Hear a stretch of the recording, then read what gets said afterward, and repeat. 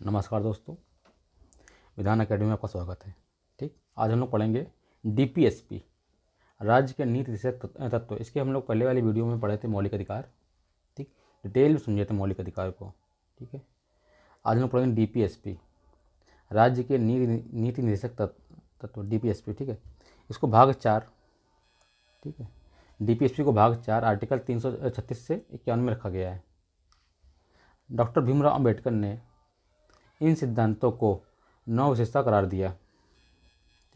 मौलिक अधिकार के साथ नीति निर्देशक संविधान की आत्मा और दर्शन है। ठीक है, मौलिक अधिकारों के साथ डीपीएसपी संविधान की आत्मा और दर्शन है। डीपीएसपी का स्रोत क्या है, मतलब डीपीएसपी कहाँ से लिया गया है, राज्य के नीति निर्देशक तत्व कहाँ से लिए गए हैं। संविधान निर्माता ने इस विचार को 1937 से आयरिश संविधान से उधार लिया था। ठीक है, आयरलैंड से लिया था उधार। कहाँ से लिया था? आयरलैंड से।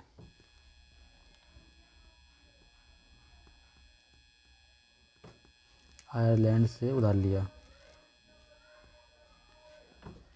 ठीक है, डीपीएसपी के सिद्धांत की विशेषताएं। ठीक, डीपीएसपी को भाग 4 और आर्टिकल नंबर 36 से 51 में रखा गया है।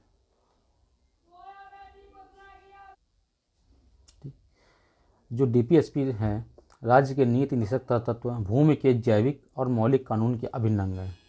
ठीक है, संवैधानिक निर्देश या ठीक है, संवैधानिक संवैधानिक निर्देश क्या है इसके? निर्देशक सिद्धांत विधायी, कार्यकारी और प्रशासनिक मामलों में राज्य को संवैधानिक निर्देश या सिफारिश है। ठीक, व्यापक कवरेज क्या है? डीपीएसपी एक आधुनिक लोकतांत्रिक राज्य के लिए आर्थिक, सामाजिक और राजनीतिक कार्यक्रम का व्यापक रूप से कवर करता है। गैर न्याय संगत। ठीक है, प्राकृतिक क्या है इसकी जो प्रकृति है वो गैर न्यायिक है। ठीक है, यानी उनके उल्लंघन के लिए वे अदालतों द्वारा कानूनी रूप से लागू करने योग्य नहीं है। ठीक, इसे प्रकृति कैसी है? गैर न्यायिक है। ठीक, गैर न्याय संगत है। अधिकारों की प्रकृति वह कानूनी नहीं है बल्कि राजनीतिक एवं नैतिक प्रकृति के हैं। जो राज्य के नीति निर्देशक तत्व हैं वह कानूनी नहीं है बल्कि राजनीतिक और नैतिक प्रकृति के हैं। सामाजिक और आर्थिक मूल्य के साथ साथ इसका शिक्षाप्रद महत्व भी है। कोई भी कानून की अदालत में नहीं जा सकता क्योंकि यह चरित्र में गैर न्याय संगत है। ठीक है, यह राज्य के लिए समान निर्देशों की प्रकृति में है। राज्य को कानून बनाते समय यह ध्यान में रखना चाहिए कि ये लागू करने योग्य अधिकार हैं। ठीक, राज्य के नीति निर्देशक सिद्धांतों का वर्गीकरण। जो डीपीएसपी है, राज्य के नीति निर्देशक सिद्धांत है जो, इन्हें 3 वर्गों में बांटा गया है। ठीक, समाजवादी, गांधीवादी और उदारवादी। ठीक है, समाजवादी में कौन कौन से आर्टिकल आते हैं देखते हैं हम लोग। राज्य के नीति निर्देशक तत्व जो हैं,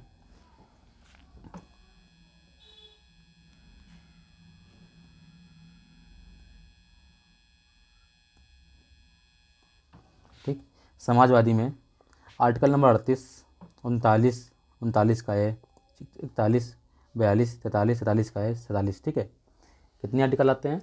38, 39 का है, 41, 42, 43, 43 का है, 47। ठीक है, याद हुआ।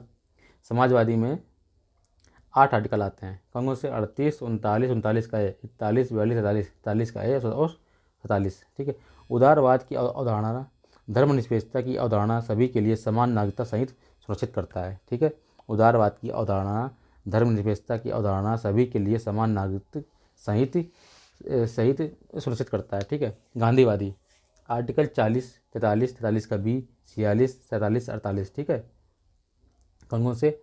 आर्टिकल 40, 43, 43 का बी, 46, 47, 48। ठीक है, गांधीवादी विचारधारा पर आधारित है। सत्य और अहिंसा, जो गांधी की विचारधारा थी वो क्या थी? सत्य और अहिंसा। सत्याग्रह, अहिंसक जन विरोध की तकनीकी, सर्वोदय, सभी की प्रकृति, स्वराज मतलब स्वशासन, न्यायिकता, सामाजिक और आर्थिक दर्शन। ठीक है, स्वदेशी मतलब अपना देश, उदारवाद मतलब बुद्धिजीवी। आर्टिकल नंबर 44, 45, 48 का है, 49, 50 और 51। कल्याणकारी राज्य को प्रतिबंधित करता है, सामाजिक न्याय प्रदान करता है, आर्थिक न्याय प्रदान करता है और असमानताओं को कम करता है। ठीक, समाजवादी सिद्धांत क्या है? ये सिद्धांत समाज की विचारधारा को दर्शाते हैं। ठीक, उद्देश्य क्या है? सामाजिक प्लस आर्थिक न्याय प्रदान करना। ठीक, और कल्याण राज्य की को रास्ते की ओर कल्याण राज्य की ओर रास्ता तय करना। ठीक, अब देखिए शुरू करते हैं। Article number 38। ठीक, क्या है? सामाजिक, आर्थिक और राजनीतिक न्याय द्वारा व्यापक सामाजिक व्यवस्था को सुरक्षित करके लोगों के कल्याण को बढ़ावा देना और आय स्थितियों में सुविधा के अवसर को असमानता को कम करना। ठीक, आर्टिकल 39। राज्य विशेष रूप से अपनी नीतियों को सुरक्षित करने के लिए निश्चित करेगा। 39 का है सभी नागरिकों के लिए आजीविका को पर्याप्त साधन का अधिकार। ठीक है, सभी, ये इंपॉर्टेंट है भाई, सभी नागरिकों के लिए आजीविका का पर्याप्त साधन का अधिकार। 39 का भी अच्छे काम के लिए भौतिक संसाधनों का समान वितरण। ठीक, 39 धन और उत्पादन के साधनों की एकाग्रता को रोकें। 39 पुरुषों और महिलाओं के लिए सामान्य काम, ये बहुत इंपॉर्टेंट है। ये पूछता है कि पुरुषों और महिलाओं के लिए सामान्य काम को किस आर्टिकल में मतलब दिया गया है। तो आर्टिकल 39 पुरुषों और महिलाओं के सामान्य काम के लिए। 39 जबरन दुर्व्यवहार के खिलाफ श्रमिकों और बच्चों के स्वास्थ्य और ताकत को संचित कर रखें। 39 AF बच्चे के स्वास्थ्य के विकास अवसर। ठीक है, 39 A।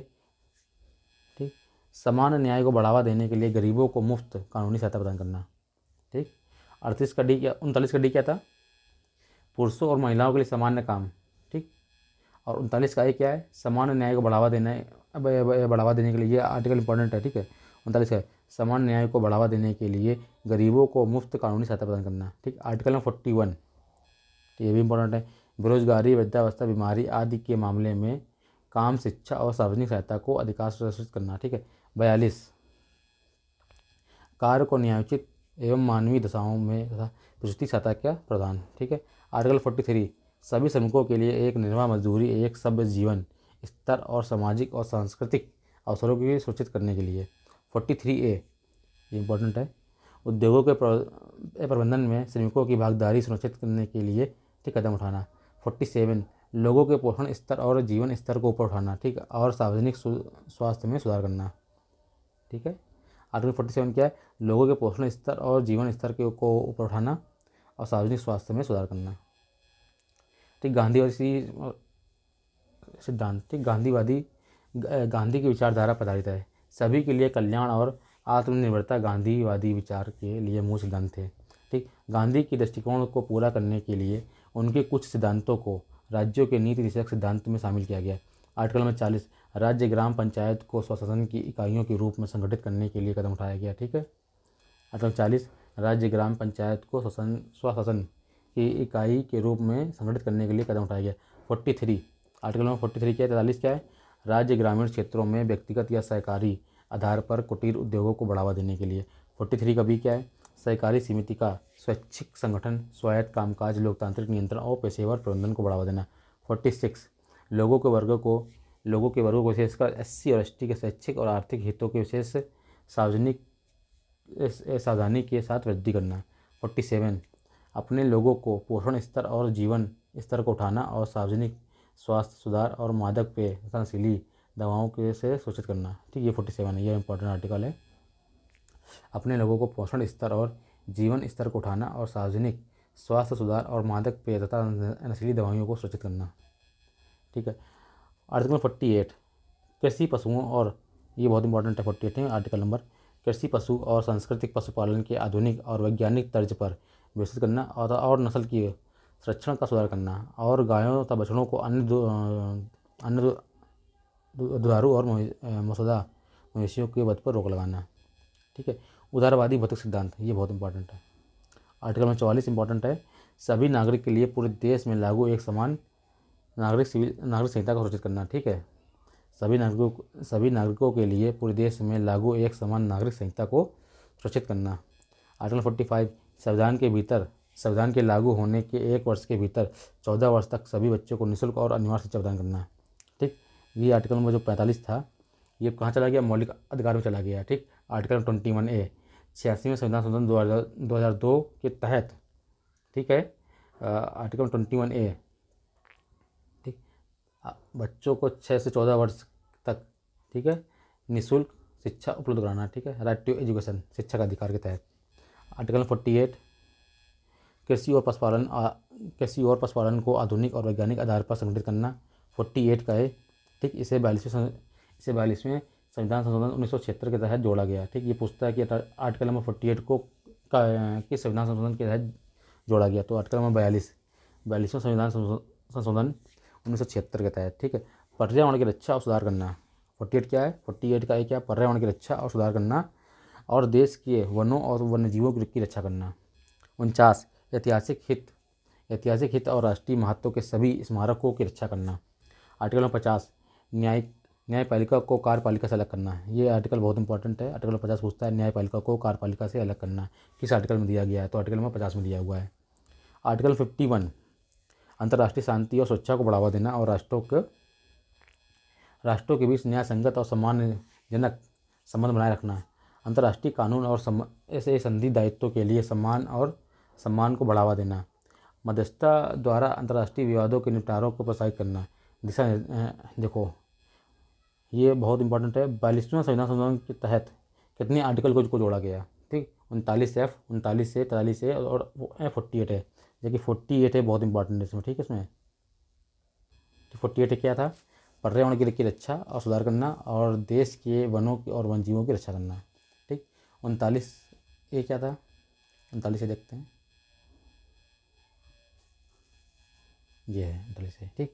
इसे 42वें संविधान संशोधन 42वें कॉन्स्टिट्यूशनल अमेंडमेंट एक्ट 1976 के तहत जोड़ा गया, ठीक। समान न्याय को बढ़ावा देने के लिए गरीबों को मुफ्त कानूनी सहायता। 39 से क्या है, कानूनी सहायता है, समान न्याय को बढ़ावा देने के लिए मुफ्त कानूनी सहायता। और कौन सा आर्टिकल था, 39 से 48 है, 43 से 43A, जो 43A है ये क्या है,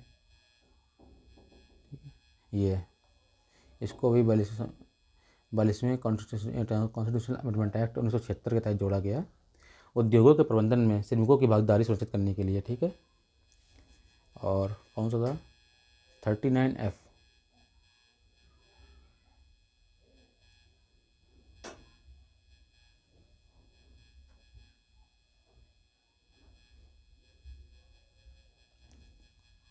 ठीक। 40वां संविधान संशोधन 1978, इसमें क्या है, आर्टिकल नंबर 38 के 1 को जोड़ा गया है। 86वां संविधान संशोधन 2002, ठीक। इसमें आर्टिकल नंबर 45 की विषय वस्तु को बदलकर आर्टिकल नंबर 21 के तहत प्रारंभिक शिक्षा का अधिकार को मौलिक अधिकार बना दिया गया। 97वां, ठीक, संविधान संशोधन 2011, ठीक। आर्टिकल नंबर 43 का बी जोड़ा गया, ठीक। इसमें 43 का बी, ठीक है। चलिए आगे देखते हैं। 42वें संविधान संशोधन के तहत 1976 तहत 4 नए DPSP तत्व जोड़ेगा, ठीक है। 4 नए निदेशक तत्व जोड़ेगा। कौन कौन से थे, आर्टिकल नंबर 39 क्या था, बच्चों के स्वास्थ्य के विकास के लिए अवसरों को सुरक्षित करना। 39 से क्या था, सामान्य न्याय को बढ़ावा देने के लिए, ये बहुत इंपॉर्टेंट, सामान्य न्याय को बढ़ावा देने के लिए गरीबों को मुफ्त कानूनी सहायता प्रदान करना, ठीक है। 43A उद्योगों के प्रबंधन में श्रमिकों की भागीदारी सुनिश्चित करने के लिए कदम उठाना। 48A पर्यावरण की रक्षा और सुरक्षा और वनों और वन्य जीवों की रक्षा करना, ठीक। कौन कौन से, 42वें संविधान संशोधन 1976 के तहत 4 नए निदेशक तत्व जोड़े गए थे। कौन कौन से, आर्टिकल नंबर 39 क्या था, बच्चों के स्वास्थ्य विकास के लिए अवसरों को सुरक्षित करना। 39 से सामान्य न्याय को बढ़ावा देने और गरीबों को मुफ्ती कानूनी सहायता प्रदान करना। 43A उद्योगों के प्रबंधन में श्रमिकों की भागीदारी सुनिश्चित करने के लिए कदम उठाना। 48A पर्यावरण की रक्षा और सुरक्षा और वनों और वन्य जीवों की रक्षा करना। 40वां संविधान संशोधन 1978 के तहत आर्टिकल नंबर 38 जोड़ा गया, ठीक है, जिसके लिए राज्य की आय, स्थिति, सुविधाओं और अवसरों में असमानता को कम करने की आवश्यकता, ठीक। 86वां संविधान संशोधन 2002 में आर्टिकल नंबर 45 की विषय वस्तु को बदलकर आर्टिकल नंबर 21A को, ठीक, प्रारंभिक शिक्षा का मौलिक अधिकार बनाया गया, ठीक है। इसमें 6 से 14 वर्ष की उम्र की तक सभी बच्चों को प्रारंभिक शिक्षा प्रदान करना, ठीक। 97वां संविधान संशोधन 2011 सहकारी से संबंधित एक नया निदेशक तत्व जोड़ा गया, ठीक। 43B राज्य को सहकारी समितियों के स्वैच्छिक गठन, स्वायत्त कामकाज, लोकतांत्रिक नियंत्रण और व्यावसायिक प्रबंध को बढ़ावा देने की आवश्यकता, ठीक। सुप्रीम कोर्ट मौलिक अधिकारों और राज्य के नीति निषेध सिद्धांतों के बीच संघर्ष। ठीक है, छोड़ दो उसको, इतना डीप नहीं आएगा।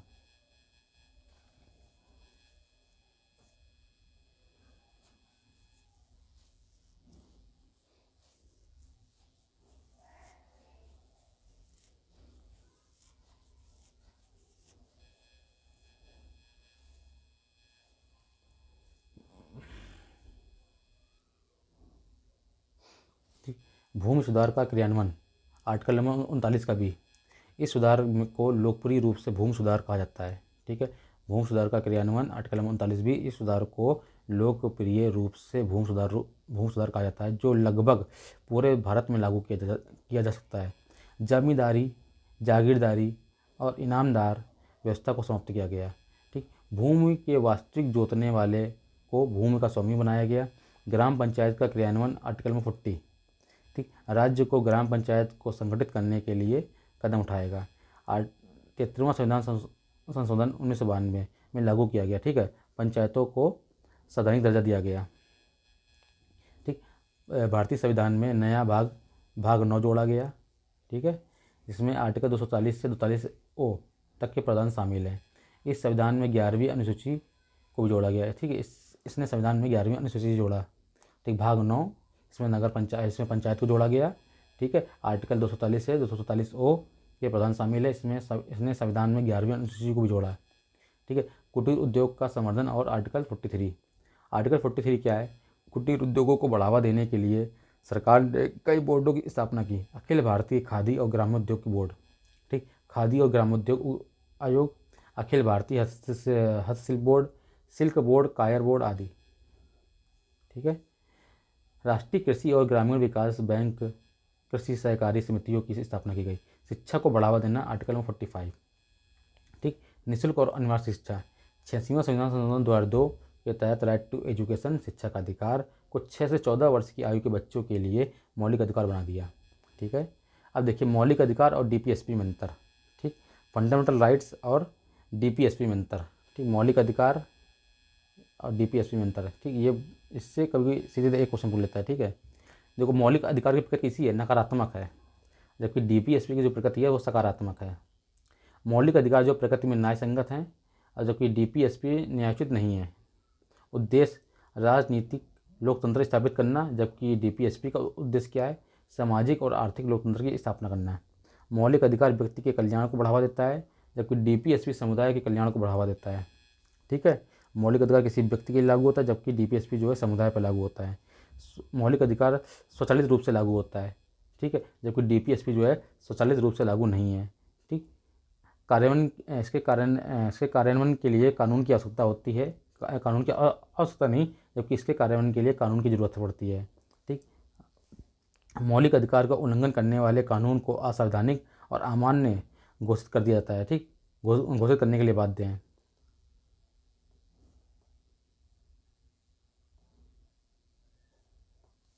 ठीक है, अदालतें, जबकि डीपीएसपी अदालतें किसी भी निर्देश सिद्धांत का उल्लंघन करने वाले कानून को असंवैधानिक और अमान्य घोषित नहीं कर सकती।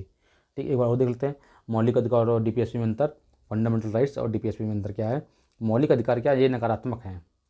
ठीक है, जबकि निरक्षक सिद्धांत के ये सकारात्मक है। मौलिक अधिकार प्रकृति में न्यायसंगत हैं, जबकि निरक्षक सिद्धांत प्रकृति में न्यायोचित नहीं है। मौलिक अधिकार का उद्देश्य क्या? राजनीतिक लोकतंत्र स्थापित करना, जबकि निरक्षक सिद्धांत का है सामाजिक और आर्थिक लोकतंत्र की स्थापना करना। मौलिक अधिकार व्यक्ति के कल्याण को बढ़ावा देता है, जबकि निरक्षक तत्व समुदाय के कल्याण को बढ़ावा देता है। मौलिक अधिकार स्वचालित रूप से लागू है, जबकि निरक्षक सिद्धांत स्वचालित रूप से लागू नहीं है। ठीक है, इन्हें मौलिक अधिकार को कार्यान्वयन के लिए कानून की आवश्यकता नहीं है, जबकि निरक्षक सिद्धांत को कार्यान्वयन के लिए कानून की आवश्यकता है। मौलिक अधिकार का उल्लंघन करने वाले किसी भी कानून को असंवैधानिक और अमान्य घोषित कर दिया जाता है। ठीक, करने के लिए बाध्य हैं, जबकि अदालतें किसी भी निरक्षक सिद्धांत का उल्लंघन करने वाले कानून को असंवैधानिक और अमान्य घोषित नहीं कर सकती। ठीक है, अब आता है मौलिक कर्तव्य।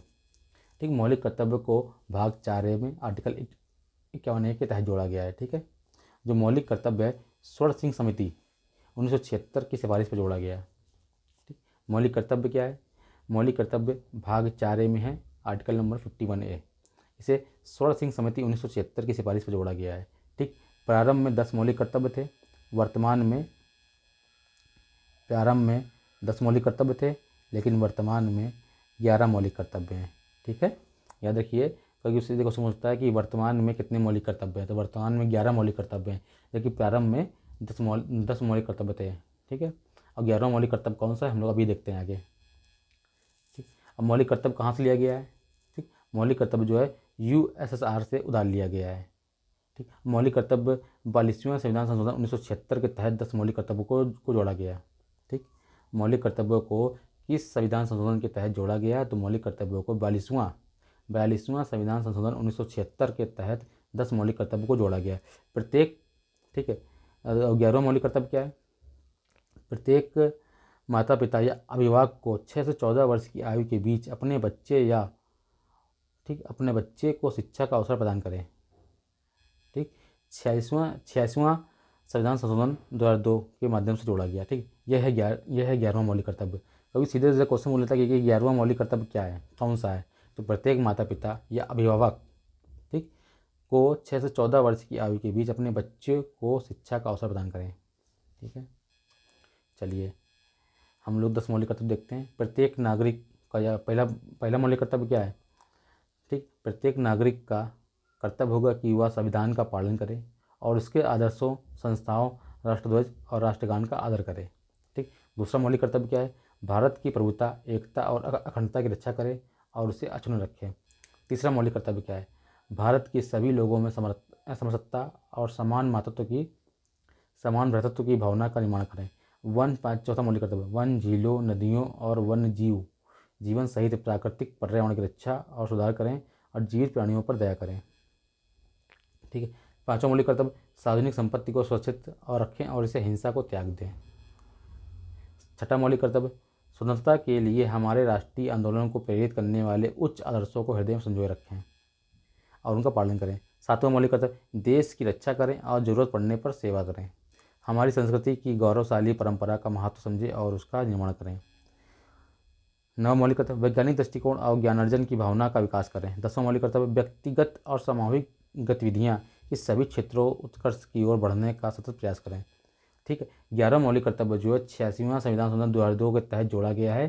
प्रत्येक माता पिता या अभिभावक को 6 से 14 वर्ष की आयु के बीच अपने बच्चों को शिक्षा का अवसर प्रदान करें।